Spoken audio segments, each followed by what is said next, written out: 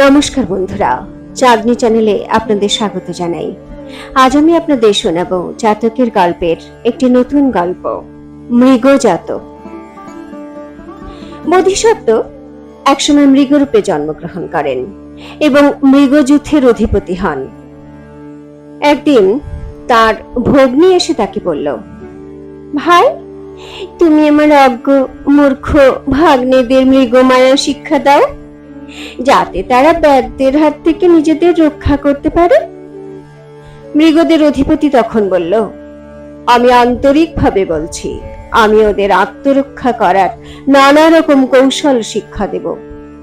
এই বলে সে মৃগমায়ার নানা কৌশল শেখাতে লাগলো।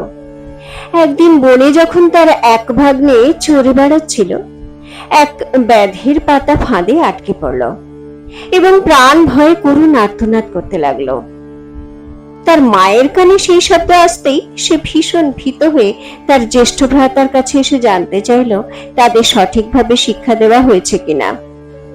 মৃগ অধিপতি বলল, হে প্রিয় ভগিনী, তোমার উদ্বেগের কোনো কারণ নেই। আমি ওদের যা শিখিয়েছি সেসব তারা যথাযথ আয়ত্ত করতে সক্ষম হয়েছে।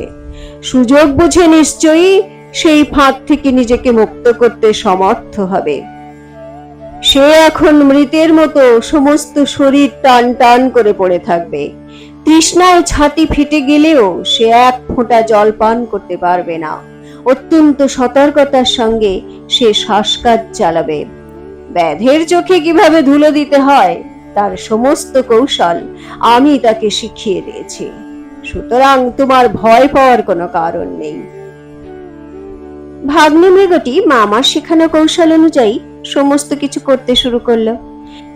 সে মুখ দিয়ে গোছা গোছা ঘাস ছেড়ে এলোপাথারি মাটি খুঁড়ে রাখলো, মলমূত্র ছড়িয়ে রাখলো এখানে ওখানে, জিভ বের করে পেট ফুলিয়ে মরার মতো পড়ে রইল, যাতে ব্যাধিরা তাকে মৃত বলে মনে করে। পরিকল্পনা মতেই সমস্ত কাজ হলো। ব্যাধটি সেখানে এসে হরিণটিকে সেই অবস্থা দেখতে পেয়ে মৃত ভেবে জাল থেকে মুক্ত করে দিল।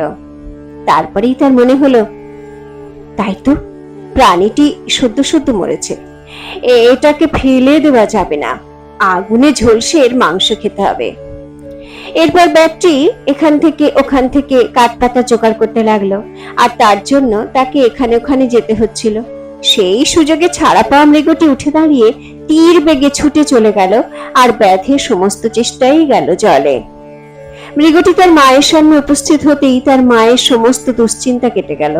তার মা বুঝতে পারলো তার জ্যেষ্ঠ ভ্রাতা তার ছেলেদের উপযুক্ত শিক্ষাই দিয়েছে।